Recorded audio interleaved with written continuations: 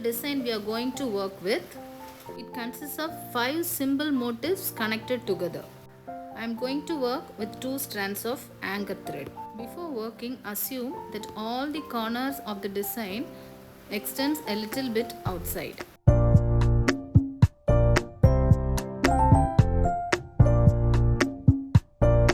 Here the thread is going over the previous stitch.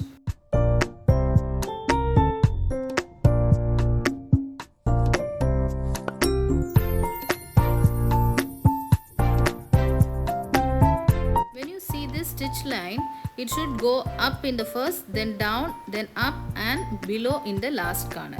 So the working thread should go over the previous stitch line.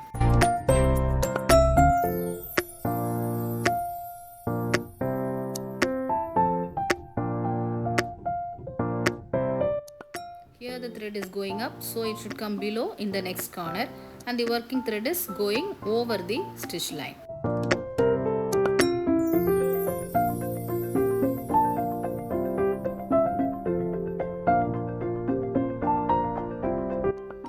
It is up in this corner, then below, so the thread is coming over the stitch line, and in the next line, when it passes the next line, it should go below the stitch line.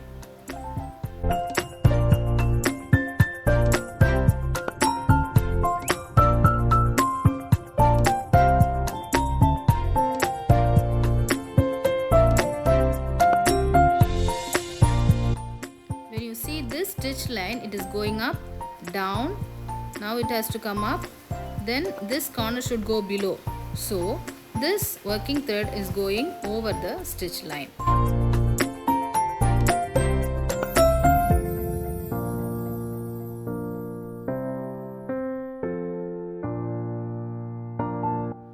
So here it is going up, then down, then up, it should come down, so this thread is going over the stitch line.